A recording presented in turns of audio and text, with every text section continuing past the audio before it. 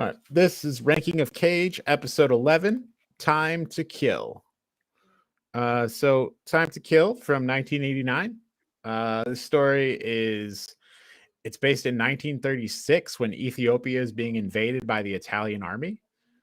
So our main character, Nicolas Cage, his name in this movie is Enrico Silvestri. So basically, the way this movie opens up, Enrico has a toothache. So he's trying to get to Camp Hospital. On the way, the car he's in, the guy crashes the car. And then he like gets out and he's like, fine, I'll walk there.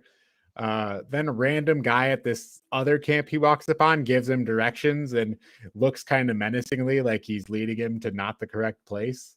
It was kind of weird. Then he on this walk he sees a random woman bathing by the river. So trigger warning here. This discussion is going to involve rape.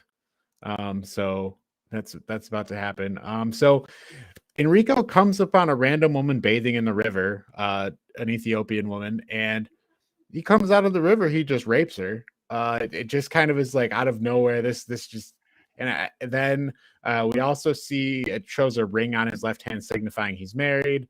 When he leaves, he like gives her a Bible and a pair of pants as like I guess he's trying to pay her.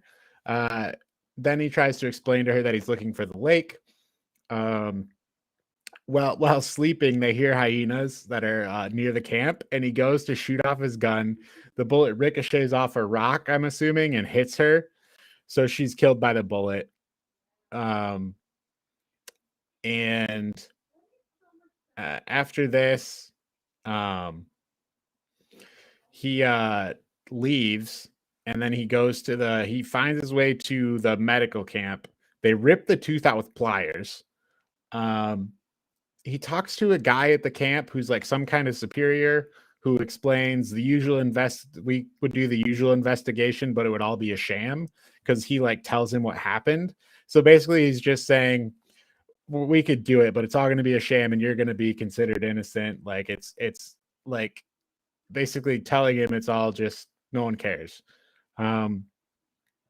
So going further, they find a guy like they're off like going through the scene of a battle or massacre, and they come across many dead, and then they find a guy burying the dead and they interrogate him about who he is. They hear shots fired, and it's a civilian child that they shoot at a civilian child before they catch him. And after this, like we go on, and Enrico gets awarded his leave so he can leave the country. So he's trying to get out of there. Then he's out drinking in celebration. They have a fun time in Italian, and I have no idea what about. Then basically talking to his superiors, he finds out they just go out and prey on women.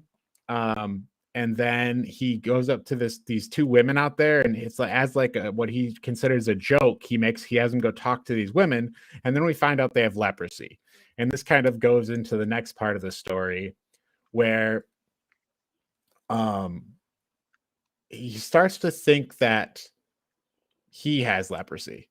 So he's like, did he get leprosy from raping this Ethiopian woman? And that's what the story kind of centers around at this point. And he's trying to exit the country. So he's on his way to exiting the country. And then he stops at a medical camp, and he talks to this doctor there, like describing, like he's like, oh, this person, but he's actually talking about himself. So it's like my friend has this issue, but it's actually him kind of deal. The doctor says it takes 10 to 20 years for it to show up. And then the doctor's making a phone call when he walks away, or actually first, he pulls out a gun and tries to shoot at the guy. And then he sees him making a call. No, I think you got that mixed up. I think he pulls out the gun and shoots at him while he's making the call. Oh, right. Yeah. So, and we assume that call was to report Enrico. Anyways, he gets to where he can get on the ship, and he runs on the ship, but then a guy comes and says, "Hey, you can't come on the ship yet. It's not time." And he says, "Also, you got to have your papers stamped." So he then looks at all these people, all these other soldiers getting on and getting their papers stamped, and he freaks out because he's like, "Oh no, they're gonna stop me from getting my paper stamped." Like he's afraid that he's gonna get caught because he thinks he has leprosy. So he like freaks out and he tries to get on board the ship as a stowaway. Then the old like major guy that he met before finds him wandering around, picks him up, and tells him about how awesome staying in Ethiopia is. But Enrico actually wanted to go back to his family where this guy doesn't. So it shows that difference. Enrico steals money from the major. And we find out the major seems to be doing some sort of corrupt things to get all this money. He then stops at a village to rest on his way back, and his condition's like deteriorating. Old man in the village like decides to take pity on him and help him, and he keeps bringing him food and water. His name's Johannes. And then once he gets better, he's like freaking out. He realizes Miriam was this guy's daughter, and Johannes tells Enrico that Miriam was not sick, so he doesn't have leprosy. Then Enrico tells Johannes what happened to Miriam, and it's an emotional moment. Everyone's sad.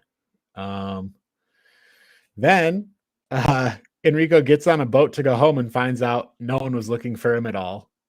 So it was all just him freaking out, and there's zero consequence for him because he's in the oppressing army. Is kind of, I think, part of the message. But yeah, so Time to Kill. What did you guys think of this one? It's classic Nicolas Cage, where Nicolas Cage goes crazy but very slowly. Okay, that's fair. It's happened in quite a few movies now. Yeah. Where something latches on to his psyche. Uh-huh. He thinks he's becoming a bat. He thinks he has leprosy. What else do we have? The where he drinks himself to death. Like, yeah. Yeah, he does have like that. Yeah, that period where he becomes just scum of the earth, like can't do anything. Yeah. But yeah. That's in terms of Nicolas Cage. I don't know if you guys want to add anything else about that, but for me it was slow moving and uninteresting.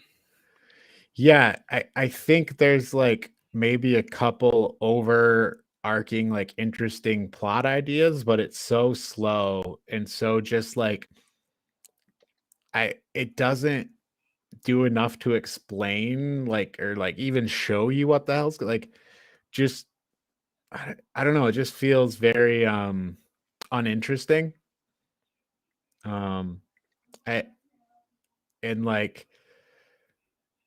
It like seems to just kind of put the thing like the whole scene where he just walks up, finds the girl, and let's rape this girl here, and like it's like a weird like how did we get to this point right now? But I don't know if that's the point though, if that's what it's trying to say, like how like if this was just a super commonplace thing for the French army to treat like the Ethiopian population they were invading. Maybe that's the message it's supposed to get across. But yeah, I agree. Just kind of a boring adventure. Kudra, I feel like you hate this movie. Well, I suppose this does qualify as a movie. It did have something of a plot. It did feature Nicolas Cage as its main actor. I can proudly say I wasted an hour and a half, 2 hours of my life watching this, and I will never get that time back doing anything that could have been more constructive. That's pretty good. The neurons in my brain, because this podcast has been put off now for 3 weeks, have had to forced themselves to dedicate the plot points of this movie to memory, and they can never be used for anything else. Wow. That's the real tragedy. What a treacherous adventure for you. Yeah, so the random audio cuts to just Italian. I That don't was really weird. know if that was actually like the movie itself, or if that was just the crappy bootleg copy on YouTube that we had to resort to watching. Oh, I thought it, but like, why would somebody cut out certain parts and just put the Italian audio in there? I figured it was just like a bad production because it wasn't like a high level production, is what I gathered.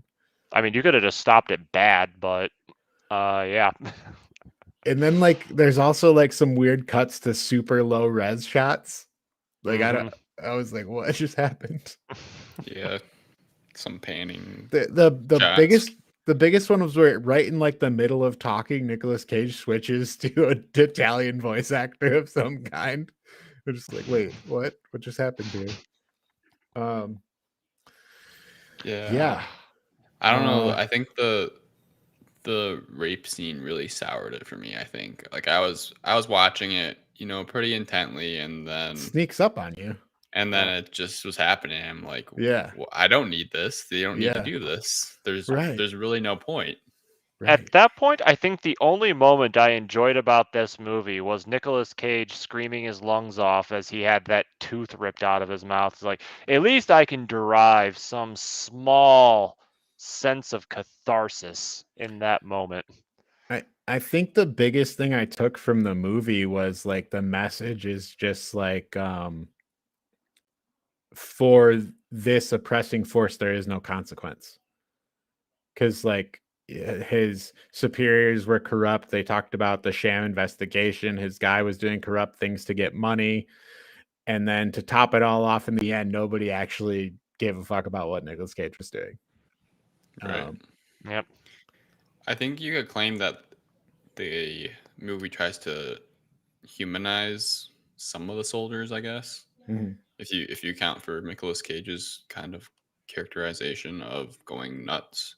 Right. Like he knew he did something wrong, Mhm. and that there was potentially bad karma, I guess we'll call it, for Mhm. doing that. So, but yeah, it didn't work for me at Yeah. all. Yeah, I think we agree it was a bad movie. Right, so we're gonna rank it then. Yeah, well, I guess we'll rank it. Cujo, do you want to start at the bottom, F minus or what? If we had an F minus, it would get it. Well, yeah, this is an F. This like I think I gave one other Nicolas Cage movie an F. This is worse than that F. Final Fantasy Spirits Within? No, Colton. I'm Oh, talking the sorry. Nicolas Cage movies. Sorry, you just yeah, obviously not. Yeah, you have one F at Valley Girl. This is worse than Valley Girl. This So do you might be feel one of the worst movies I've ever seen in my life. do you feel bad about what you did to Valley Girl? Look, I mean, compared to this movie, any movie looks better by comparison. I've gotten this might be my most hated movie of all time. I hate this Wow. movie from Okay, start that's to a finish. This big sucked. statement. Most Was a hated miserable movie was a miserable movie to watch. all time. Wow. At the very least, it's bottom 5. God, this movie sucks.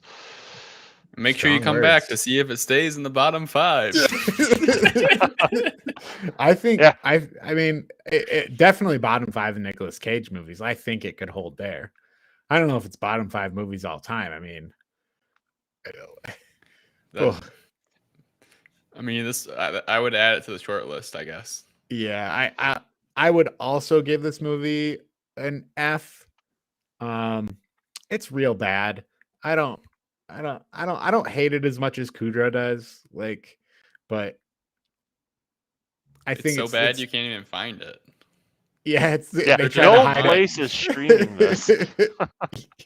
Well, not even that. You like try to look up anything info-wise about it on Google, and it comes up with the other movies before. Right. I thought this was that other Time to Kill movie I heard of, but that's a different movie from the 90s. Right. Oh yeah, A Time to Kill. Yeah. Yeah. Yeah, so I'm with you on the F.